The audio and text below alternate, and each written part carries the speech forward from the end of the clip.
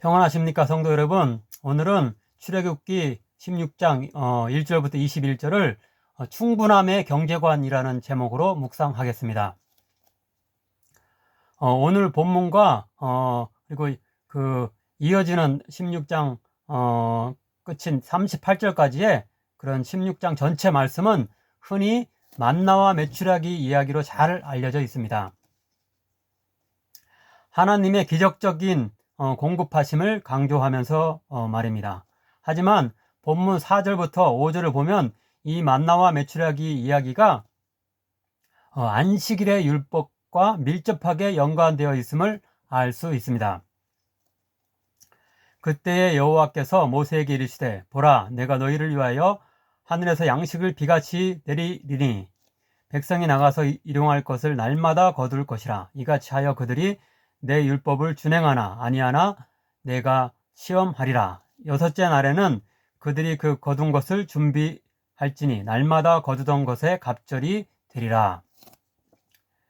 곧 안식일에는 거두러 가는 일을 쉬기 위해서 여섯째 날에 미리 이틀 분량을 거두라는 말씀이 되겠습니다.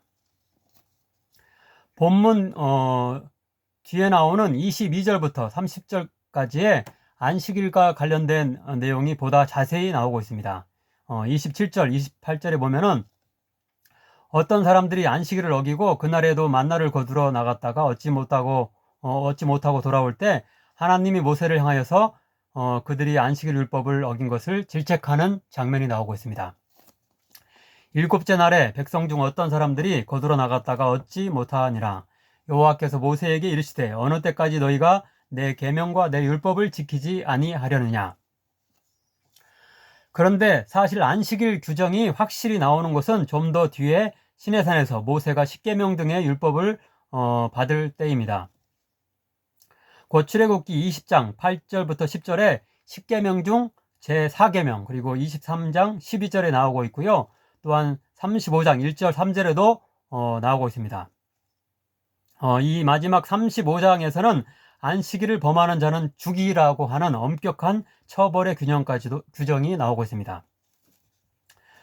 따라서 우리는 본문이 뒤에 나오는 안식일 율법을 강조하기 위해서 그것을 이 만나와 메추라기 이야기와 미리 연관시키면서 적용하고 있다고 볼 수 있겠습니다. 이 정도로 안식일이 출애굽기에서 중요하게 여겨지고 있습니다. 결론적으로 우리는 이 만나와 메추라기 이적 이야기는 단순히 하나님이 기적적인 방식으로 우리에게 필요물들을 제공하신다는 메시지를 전달하기보다는 우리가 우리의 탐욕을 절제하며 인간적 방식을 버리고 하나님을 신뢰하는 대표적인 증표로서 안식일의 율법을 잘 지킬 때 하나님이 더 좋은 그분의 신비한 방식으로 우리를 돌보시며 필요를 더 풍성히 채워주신다는 메시지를 주고 있다고 볼 수 있습니다. 이제 본문을 통해서 우리가 하나님을 전적으로 신뢰하며 그분의 율법을 따를 때 경제적인 문제에 있어서도 그분이 어떻게 우리의 필요들을 넉넉히 채워주시는지 배워보겠습니다.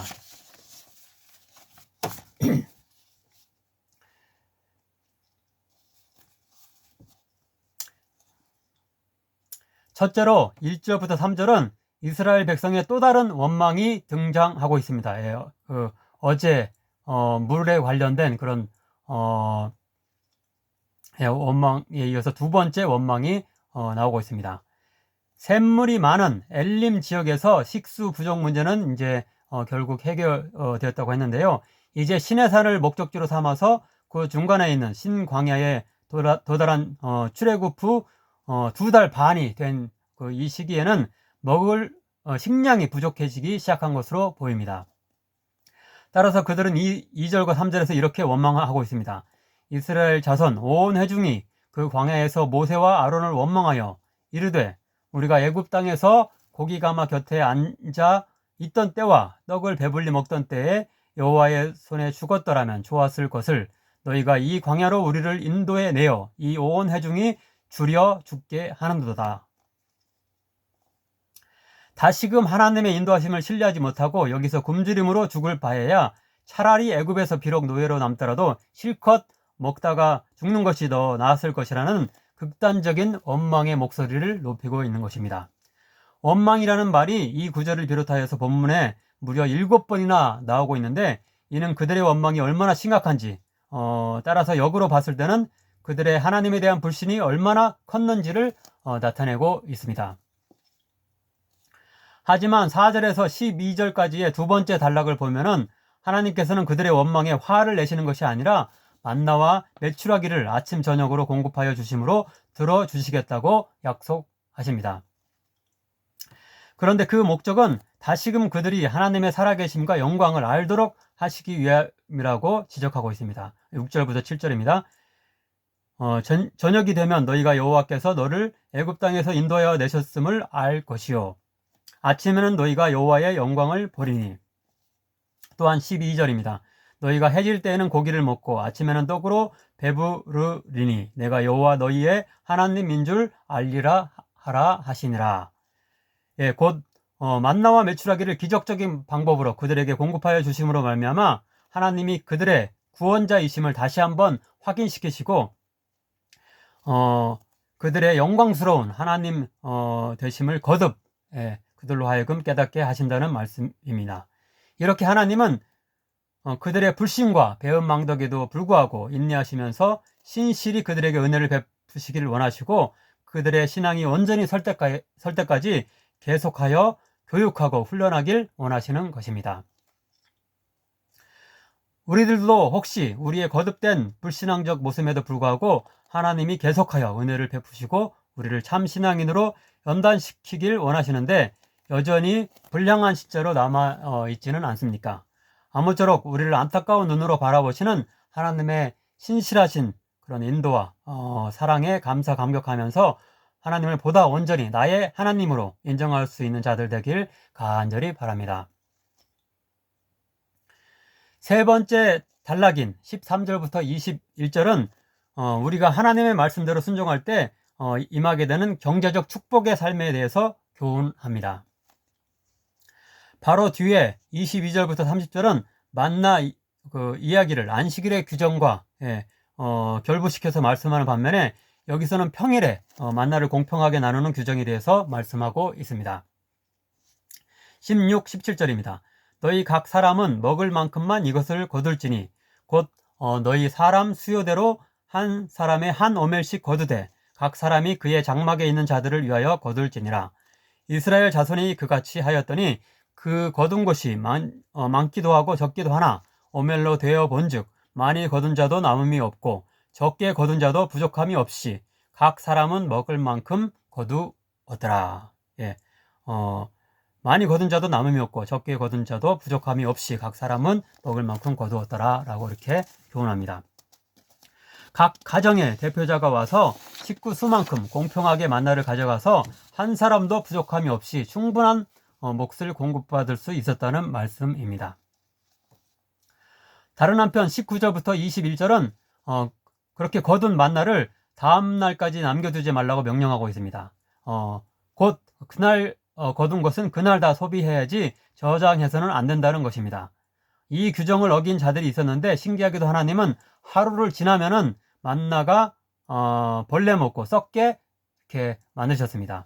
반면에 22절 이하의 안식일 규정을 보면은 안식일에는 만나를 거두지 않는 대신 그 전날인 제6일째에 2배의 만나를 거두도록 규정하십니다. 그러나 이 경우에는 하루가 지나도 즉 제7일이 된 안식일에도 이렇게 만나가 썩지 않고 먹을 수 있도록 하셨습니다. 그런데 이것은 만나 자체가 하루 지나면 부패하는 성질을 가지도록 하나님이 어떻게 만드셨다는 것이 아니고 하나님이 그런 신비로운 그런 이적을 통해서 역사하셨음을 나타낸다고 볼 수 있겠습니다. 이러한 만나와 관련된 규정들은 우리에게 어떤 경제적 교훈을 주고 있습니까? 오늘날은 되도록 보다 많은 것을 모으고 축적하려고 하는 탐욕의 경제관이 우리를 지배하고 있는 것 같습니다. 하지만 본문의 규정들은 우리에게 충분함의 경제관을 가르친다고 할 수 있습니다. 재물보다 하나님을 더 신뢰하는 가운데 나와 내 가족에게 꼭 필요한 것을 충분히 가지고 있다면 그 이상으로 욕심을 부리지 말고 다른 이들과 함께 나누는 것이 더 합당한 신앙인의 모습이라는 것입니다. 안식일 규정 역시 우리의 탐욕을 절제하도록 하기 위한 율법입니다. 출애굽기 20장의 10계명 중 제4계명과 출애굽기 23장 12절은 단순히 예배를 드리게 하기 위해서 그러니까 안식일을 주신 것이 아니고 자신의 가족뿐 아니라 남녀, 종, 심지어는 가축까지 쉬면서 숨을 돌리고 재충전을 하도록 하기 위해서 안식일을 주셨다고 밝히고 있습니다. 또한 아모스서 8장 4절부터 5절은 상인들이 안식일을 좋지 않게 생각한 이유는 가난하고 힘없는 자들을 속여서 보다 많은 제사를 모으려는 탐욕 때문임을 여기서 경고하고 있습니다. 가난한 자를 삼키며 땅에 힘없는 자를 망하게 하려는 자들아, 이 말을 들으라. 너희가 이르기를 월삭이 언제 지나서 우리가 곡식을 팔며 안식일이 언제 지나서 우리가 밀을 내게 할꼬, 밀을 장사 하게 할꼬, 에바를 작게 하고 세계를 크게 하여 거짓 저울로 속이며. 이렇게 안식일을 이렇게 좋지 않게 생각하는 자들이 쉬는 날 없이 일하면서 탐욕을 추구하는 그런 이기심을 막기 위해서 하나님께서 안식일을 제정하셨던 것입니다.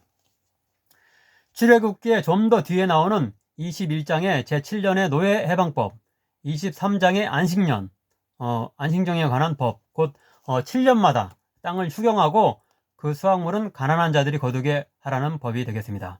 또 신명기 15장의 제7년째의 빚 면제법, 제7년이 되면 빚을 면제해 주라는 파격적인 그런 율법이 되겠습니다.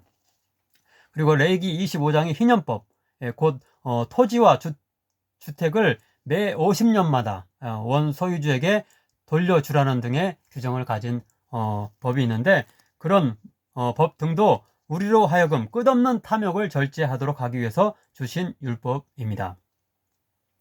아무쪼록 우리들은 세상 사람들과 같이 돈에 매이고 돈에 의존하며 무한정 그것을 축적하려고 하는 탐욕을 부리는 것이 아니라, 하나님이 광야에서 만나의 규정으로 가르치시는 절제를 배움으로 말미암아 나와 내 가족뿐만 아니라 모두의 필요를 충분히 채울 수 있는 교회와 사회를 만들어 나갈 수 있기를 간절히 축원합니다.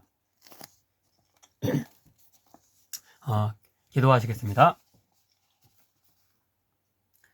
사랑의 하나님, 광야의 이스라엘 백성처럼 우리도 습관적으로 필요가 충족되지 않을 때 금세 하나님을 원망하며 불평하지만 화내시지 않으시고 필요를 채워주시는 은총을 베풀어 주심을 감사드립니다. 이제 더욱 하나님을 더 신뢰할 수 있는 자 되게 하소서.